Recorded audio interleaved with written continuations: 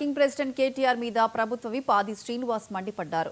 Urea ఎవరి పరిధిలో ఉంటుందో కేటీఆర్ కు తెలియదా అని ప్రశ్నించారు.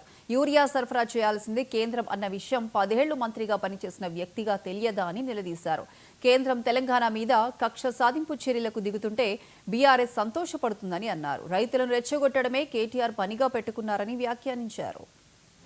10 సంవత్సరాలు మీరు ప్రభుత్వంలో ఉన్నప్పుడు యూరియా వచ్చింది కేంద్రం నుంచి, రాష్ట్రం నుంచి ఇచ్చిన అలిగేషన్ ప్రకారం ఇవ్వాల్సిన బాధ్యత భారతీయ జనతా పార్టీ ప్రభుత్వం, కేంద్రానికి సంబంధించిన నరేంద్ర మోడీ గారి సర్కారు. అలాంటిది మీరు నిన్న మాట్లాడినప్పుడు బీజేపీ పైన నోరు మెదపకుండా రాష్ట్ర ప్రభుత్వానికి సంబంధించినటువంటి యూరియా ఇవ్వడంలో వైఫల్యం చెందిందని చెప్పి మాట్లాడడం, ఇది కూడా యూరియా అంశాన్ని కూడా రాజకీయం చేయడం సబబు కాదనే మాట కేటీఆర్ చెప్తాను. ఇక్కడ తెలంగాణకు సంబంధించినటువంటి ఒక అంశాన్ని నేను అంకెలతో సహా చెప్తాను.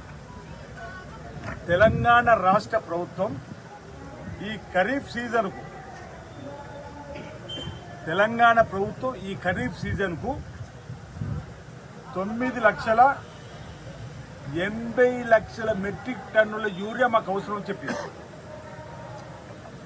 9,80,000 మెట్రిక్ టన్నులు.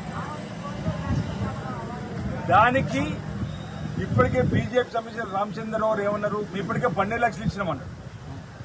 అంటే బీజేపీకి సంబంధించినటువంటి వారిను బీఆర్ఎస్ సంబంధించిన వారి యొక్క రైతులను మభ్యపెట్టే విధానాన్ని చెప్పే ప్రయత్నం చేస్తారు.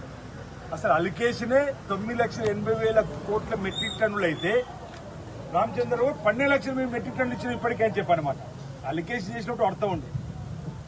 ఈ ఆగస్టు నిన్నటి తారీఖు వరకు 20వ తారీఖు ఆగస్టు వరకు మనకు రావాల్సింది 8,30,000 మెట్రిక్ టన్నులు రావాలి. రైతుల అవసరానికి ఉపయోగపడే ఎరువులు కేంద్ర ప్రభుత్వం మనం ఇండెంట్ పెట్టినాం. అంటే మన ఖరీఫ్లో అవసరమయ్యే ఎరువులు 9,80,000,